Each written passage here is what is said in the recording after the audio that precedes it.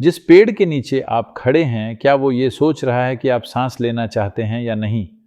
वो बस देता रहता है।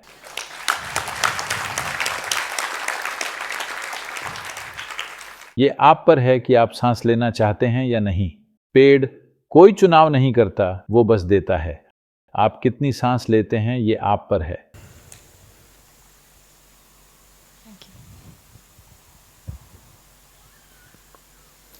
तो शायद वो इसे ठीक से न ले, इसलिए मैं नहीं दूंगा। इस तरह की बकवास में मत पड़िए। देना आपका स्वभाव है। अगर उनमें समझ होगी तो वो इसे ले लेंगे। अगर उन्हें आपकी जरूरत नहीं है तो शायद वो न लें। उन्हें जरूरत नहीं है। वो शायद अपने आप में पूरे हों। शायद उन्हें जरूरत न हो या शायद उनमें लेने की समझ न हो। इससे फर्क नहीं पड़ता। ये आपके लिए नहीं है। आप बस इसे लगातार करने का आनंद जानते हैं, बस इतना ही। सद्गुरु, मुझे भक्ति को लेकर काफ़ी मुश्किल हो रही है और भक्ति पर आपने जो भी बोला है मैं वो सब पढ़ती रहती हूँ। मैं यहाँ हर किसी को ये पूछ पूछ कर पागल कर रही हूँ कि भक्ति क्या है, भक्ति क्या है। और मुझे उम्मीद है आप मुझे ये इस तरह समझा पाएंगे कि मैं समझ सकूँ।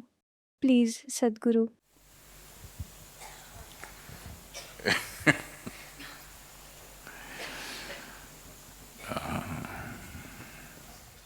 आप भक्ति को समझना चाहती हैं या भक्ति को जानना चाहती हैं?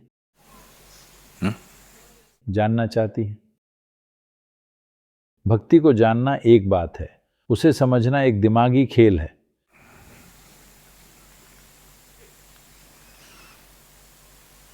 Devotion means that which is devoid of you.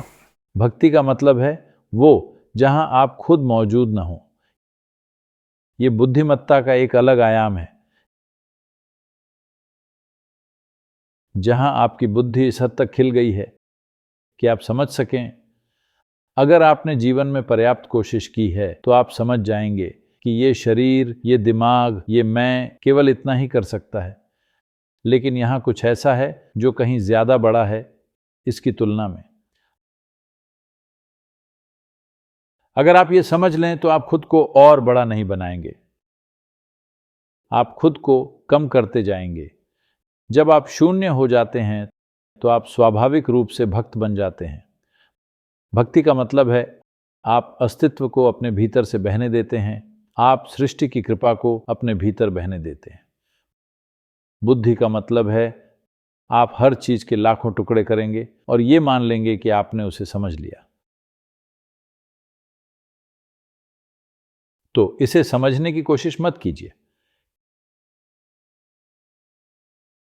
क्या आप उस आखिरी पत्ते को जानते हैं? वो पत्ता जो 2 दिन पहले ही निकला है। क्या आप इस पत्ते को समझते हैं? समझते हैं? नहीं समझते। क्यों? आप साइंस ग्रेजुएट नहीं हैं। आप इस धरती में मौजूद पूरी बायोलॉजी पढ़ डालिए, फिर भी आप नहीं जान पाएंगे ये क्या है। एक चींटी जो अभी आपके सामने रेंग रही है, क्या आप इस चींटी को समझते हैं? क्या आप इसे पूरी तरह समझते हैं? नहीं। क्या आप इस अस्तित्व के एक परमाणु को भी समझते हैं? यहां तक कि एक छोटे कण को भी आप पूरी तरह समझते हैं? तो जब आपको यह एहसास होता है कि यहां सब कुछ आपकी समझ से परे है। एक चींटी जिस तरह से ये बनी है, इसके मैकेनिक्स को देखिए। उन 8 पैरों को देखिए कि वे बिना उलझे कितनी कुशलता से चल रहे हैं। इसका सिर्फ ये मैकेनिकल हिस्सा ही आप नहीं समझ पा रहे हैं, बाकी पहलुओं को तो छोड़ दीजिए। तो अगर आप देखें तो यहां सब कुछ आपकी समझ से परे है। एक पत्ते से लेकर एक परमाणु तक, एक चींटी से लेकर उस छोटे कण तक, सब कुछ, हर चीज आपकी समझ के बाहर है। तो क्या ये स्वाभाविक नहीं होगा कि आप जो कुछ भी देखें उसके सामने झुक जाएं? आपको लगता है आप समझ गए तो अब आप भक्ति को समझने की कोशिश कर रहे हैं।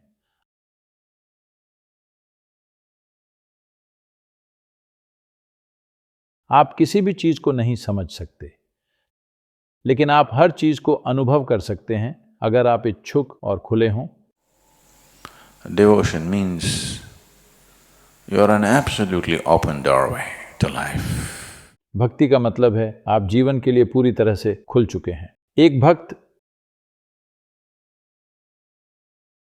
जैसे ही आप खुद को बुद्धिमान मानने लगते हैं, तुरंत ही भक्ति एक बेवकूफी भरी चीज लगने लगती है।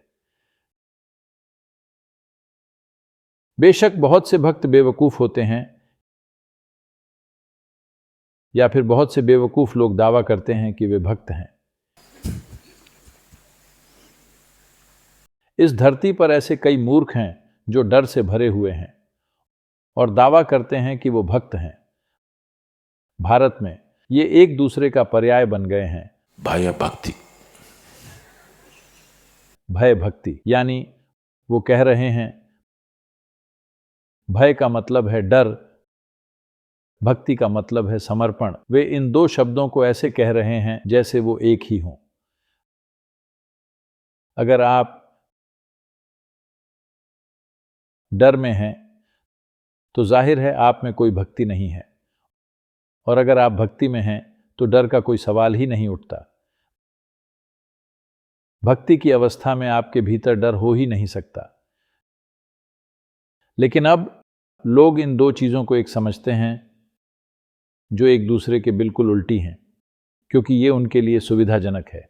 यही आजकल की आम समझ बन गई है, क्योंकि हर तरह के बेवकूफ जो इस दुनिया के सबसे बड़े मूर्ख हैं दावा करते हैं कि वो भक्त हैं। मूर्खता भक्ति नहीं है। भक्ति बुद्धिमत्ता का एक अलग ही आयाम है। भक्त ये समझ जाता है कि बुद्धि एक सीमित औजार है, इससे आप इस सृष्टि को नहीं समझ सकते। इस बुद्धि को इसकी सीमा तक ले जाइए, आप साफ महसूस करेंगे कि इससे आप जिंदा रह सकते हैं, इससे आप किसी पार्टी में स्मार्ट दिख सकते हैं, इससे आप पैसे कमा सकते हैं, इससे आपको नौकरी मिल सकती है। लेकिन इसके साथ आप अस्तित्व को नहीं समझ सकते। इसे समझने में ज्यादा समय नहीं लगता। अगर आप ये समझ गए तो आप स्वाभाविक रूप से झुक जाएंगे और एक भक्त बन जाएंगे। ये कोई काम नहीं है, ये आपकी बकवास की गैर मौजूदगी है, वही भक्ति है। जब आपकी बकवास थम जाती है तब भक्ति होती है। भक्ति कोई ऐसी क्रिया नहीं है कि आप किसी मंदिर में जाकर पूजा करें या चर्च में प्रार्थना करें या सिर के बल खड़े हो जाएं। वो भक्ति नहीं है। वो होने की कोशिश कर रहे हैं, अपनी भक्ति जगाने की कोशिश कर रहे हैं। भक्ति का मतलब है कि आपने खुद की सीमाओं को देख लिया है और आपने अस्तित्व की असीमितता को देख लिया है। इसके और इसके बीच तुलना करें तो ये बहुत ही छोटा, बहुत ही मामूली लगता है।